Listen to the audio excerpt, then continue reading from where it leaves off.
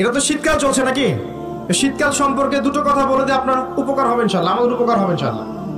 একটা হাদিসে আসছে শীতকালটা হচ্ছে মুমিনদের জন্য গনিমত। মুমিনদের জন্য কি গনিমত? মানে হচ্ছে একটা সম্পদ, যে সম্পদটা যুদ্ধ করে লব্ধ করতে হয়, কিন্তু এখানে কোনো যুদ্ধের প্রয়োজনই হচ্ছে না। গনিমত, উপহার। কিরকম? শীতকালে রাতটা হয় লম্বা। রাত কি হয়? লম্বা হয় না? এতে করে সারা রাত আপনি অনেক ইবাদত করতে পারবেন। আর দিনটা হয় ছোট। দিনটা ছোট হয় না? এতে করে আপনি দিনের বেলা সওম বা রোজা রাখতে পারবেন। শীতকাল আসলেই সাহাবীরা বলতেন আহলান সাহলান। শীতকালকে বলতেন আহলান সাহলান। শীতকাল তুমি এসেছো, আলহামদুলিল্লাহ।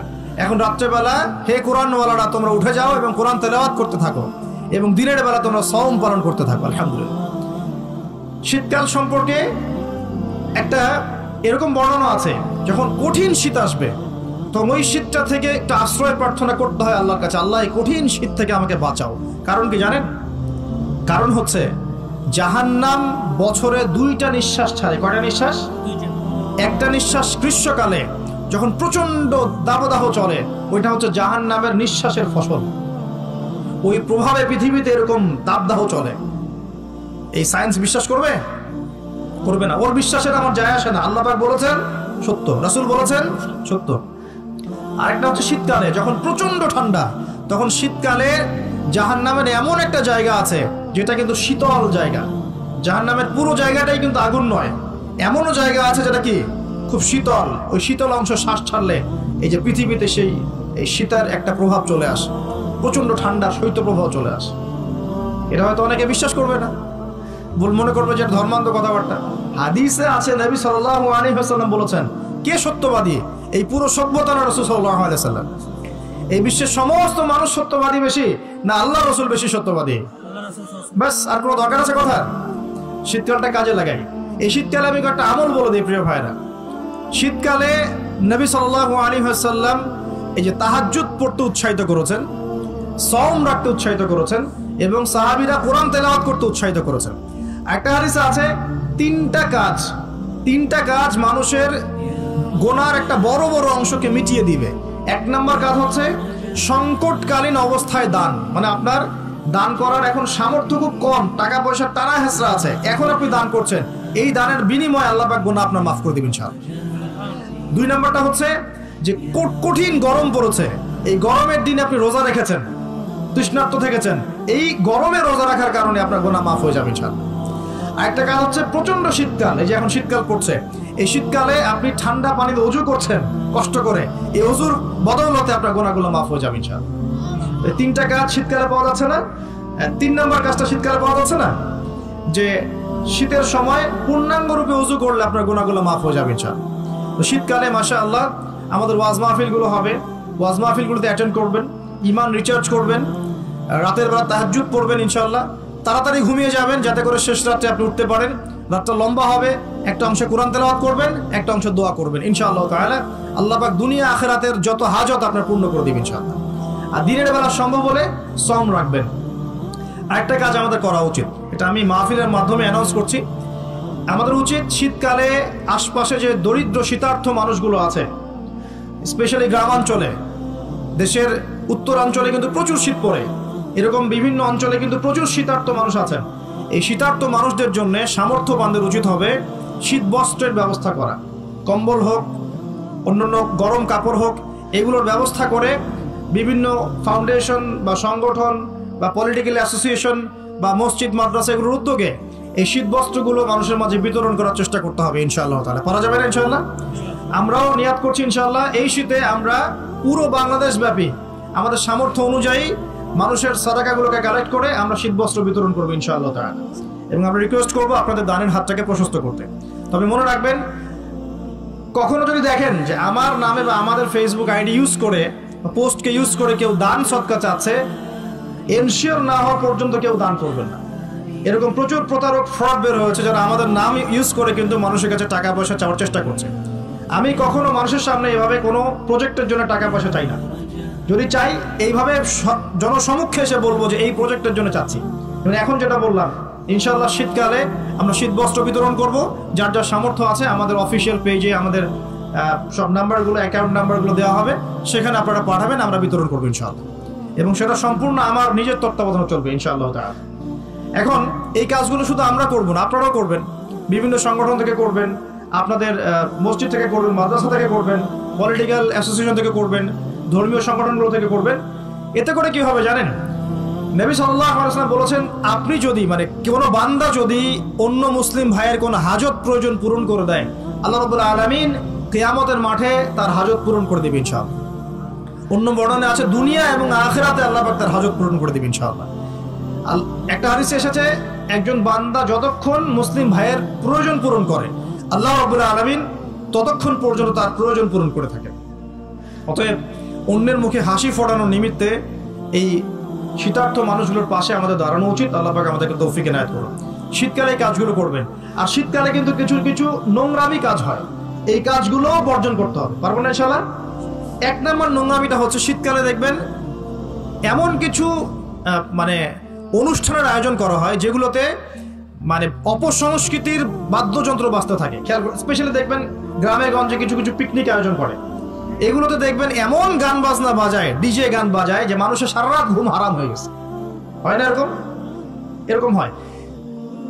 ঐতিহ্য রক্ষা করতে সমস্যা নাই। শীতকালে আমাদের এখানে পিঠার উৎসব হতো না, তারপরে আমাদের এই যে একটা নবান্ন উৎসব হতো না, একটা দেশীয় লোকজ ঐতিহ্য থাকে, সেগুলো পালন করতে সমস্যা নেই, যতক্ষণ পর্যন্ত সেগুলোর মধ্যে কোনো শিরক বেদাত বা হারাম না ঢুকছে, এগুলো পালন করতে সমস্যা নেই। কিন্তু আপনি পিকনিক করবেন, এখানে ধারসে মিউজিক প্লে করবেন, ডিজে বাজাবেন, মানুষের ঘুম নষ্ট করবেন, হারাম করবেন, এটা কি ইসলাম জায়েজ করেছে নাকি?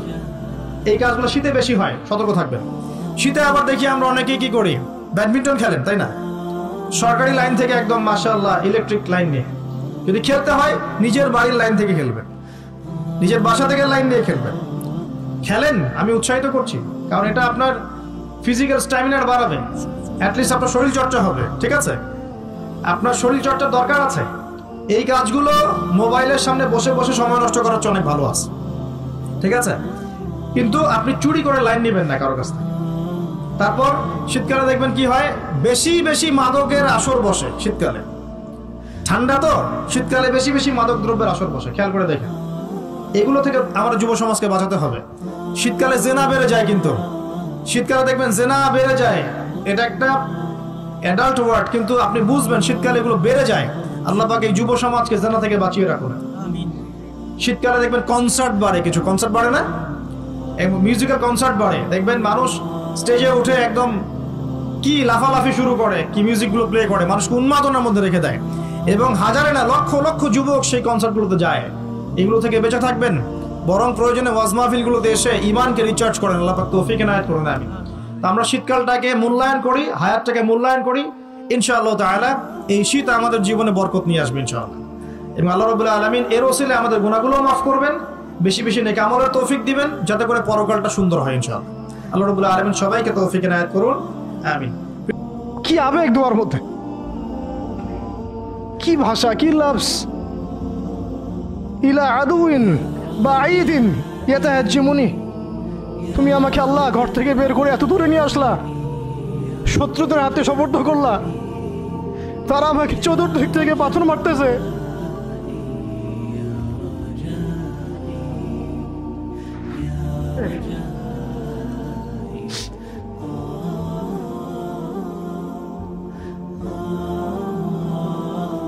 আম্মি লা করিবিন মাল্লাকতাহু আমরি, পরে নবীজি বলছেন আম্মি লা করিব, নাকি আমাকে কাছের মানুষদের হাতে নিয়ে আসছো আল্লাহ? আল্লাহ তুমি কি আমাকে কাছের মানুষদের হাতে উঠাই দিছ? মাল্লাকতাহু আমরি, যারা আমার ভালো মন্দের কাজের মালিক হয়ে গেছে। এইভাবে দোয়া করতে লাগলেন নবী সাল্লাল্লাহু আলাইহি ওয়াসাল্লাম। নবী সাল্লাল্লাহু আলাইহি ওয়াসাল্লাম রক্তাক্ত অবস্থায়, ক্ষতবিক্ষত অবস্থায়, তার পাশে যায়েদ ইবনে হারেসা রাদিয়াল্লাহু আনহু, তারা আল্লাহ রাব্বুল আলামিনের কাছে দোয়া করতেছেন। এই দোয়াটার নাম হচ্ছে মাজলুমের দোয়া, দুর্বলের দোয়া। কিসের দোয়া? দুর্বলের দোয়া। দোয়ার শব্দগুলো এমন ছিল, আল্লাহুম্মা ইন্নাকা তাসমাউ কালামি, আল্লাহুম্মা ইন্নাকা তাসমাউ কালামি, হে আল্লাহ নিশ্চয়ই নিশ্চয়ই আপনি আমার কথা শুনছেন। আমাদের নবীজি বলছেন আল্লাহুম্মা ইন্নাকা তাসমাউ কালামি, আল্লাহ আপনি নিশ্চয়ই আমার কথা শুনছেন। ওয়া তারা মাকানি, এবং আমার যে মাকান, আমার অবস্থা আপনি দেখছেন। ওয়া তা'লামু সিররি ওয়া আলানিয়াতি, আল্লাহ আপনি আমার বাহিরের অবস্থাও জানেন ভিতরের অবস্থাও জানেন। আমার বাহিরের হালতও আপনি জানেন, ভিতরের হালত আপনি জানেন, প্রকাশ্য অবস্থা আপনি জানেন, গোপন অবস্থা আপনি জানেন। তা'লামু সিররি ওয়া আলানিয়াতি লা ইয়াখফা আলাইকা শাইউম মিন আমরি। আমার কোনো কাজই আপনার কাছে গোপন না। আসলে আমার কি হালত, কি অবস্থা, আমার উপর দিয়ে কি গেছে, কি গেল, কি প্রকাশ্য, কি গোপন, কি সত্য, কি মিথ্যা, আল্লাহ আপনি সব জানেন। বলা কথা না বলা কথা সব আপনি জানেন। তা'লামু সিররি ওয়া আলানিয়াতি লা ইয়াখফা আলাইকা শাইউম মিন আমরি। এরপরে নবীজি বলছেন ওয়া আনাল বাইসুল ফাকিরুল মুস্তাগীথুল মুস্তাজির আল ওয়াজিলুল মুশফিকুল মুকির আল মু'তারিফু বিযামবি। এক একটা শব্দ কিভাবে বুঝাবো আপনাদেরকে, আমার কাছে ভাষা নাই। আল্লাহ আমি দুর্দশাগ্রস্ত, আমি ফকির, আমি জিল্লতির শিকার, আমার অপরাধ আমি চিনতে পেরেছি। মানে এমন এমন শব্দ যেটা যেটা একজন নবী ছাড়া কারো মুখ দিয়ে বের হওয়া সম্ভব না। এমন এমন শব্দ যেটা ওহী ছাড়া সম্ভব না। আসআলুকা মাসআলাতাল মিসকিন, মিসকিনরা যেভাবে তোমার কাছে চায় আল্লাহ আমি সেভাবে তোমার কাছে চাচ্ছি। ওয়া আবতাহিলু ইলাইকা ইবতিহালাল মুযনিবিয যালিল, একজন মানুষকে যখন অপদস্থ লাঞ্ছিত করা হচ্ছে সেই মানুষ যেভাবে আপনার কাছে চায় আমি সেইভাবে আপনার কাছে চাচ্ছি।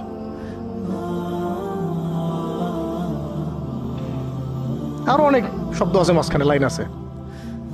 একটা জায়গায় আছে অনেক বড় দোয়া, আল্লাহুম্মা ইয়া খায়রাল মাসউলিন ইয়া খায়রাল মু'তিন ইলাইকা আশকু দু'ফা কুওয়াতি। এই অংশটা সব কিতাবেই আছে সিরাতের। আল্লাহুম্মা ইলাইকা আশকু দু'ফা কুওয়াতি, আল্লাহ আমি তোমার কাছে আমার শক্তির অক্ষমতা প্রকাশ করতেছি। মানে আমার যে শক্তি নাই এখন, তাইবাসী আমার সাথে এগুলো করলো, আমার তো শক্তি নাই এখন, আমার এই শক্তির অক্ষমতা আল্লাহ আমি তোমার কাছে প্রকাশ করতেছি।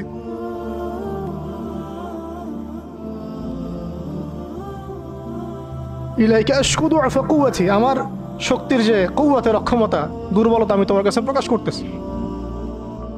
ওয়া কিল্লাতা হিলাতি ওয়া কিল্লাতা হিলাতি, এই যে সহনশীলতা, এই সয়ে নেওয়ার যে ক্ষমতার যে ঘাটতি, এগুলো আমি তোমার কাছে পেশ করতেছি।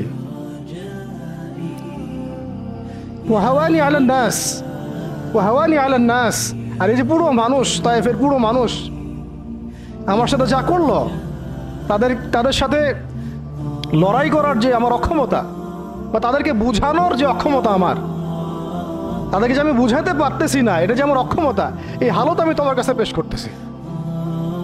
আল্লাহুম্মা ইলাইকা আশকু দু'ফা কুওয়াতি ওয়া কিল্লাতা হিলাতি ওয়া হাওয়ানি আলান নাস। কি শব্দ! বলছি ইলা মান তাকিলুনি, আল্লাহুম্মা ইলা মান তাকিলুনি, আল্লাহ তুমি আমাকে কাদের হাতে ন্যস্ত করলা, আল্লাহ তুমি আমাকে কাদের হাতে ন্যস্ত করলা। ইলা আদুইন বাঈদিন ইয়াতাহাজ্জামুনি, আমাকে ঘর থেকে এত দূরে এনে, সেই মক্কা থেকে কত দূরে, আমাকে ঘর থেকে এত দূরে নিয়ে এসে আল্লাহ তুমি তোমার শত্রুদের হাতে আমাকে ন্যস্ত করলা। ইয়াতাহাজ্জামুনি, যারা চতুর্দিক থেকে আমাকে পাথর মারতেছে। কি আবেগ দোয়ার মধ্যে, কি ভাষা, কি লফজ! ইলা আদুইন বাঈদিন ইয়াতাহাজ্জামুনি, তুমি আমাকে আল্লাহ ঘর থেকে বের করে এত দূরে নিয়ে আসলা, শত্রুদের হাতে সোপর্দ করলা, তারা আমাকে চতুর্দিক থেকে পাথর মারতেছে।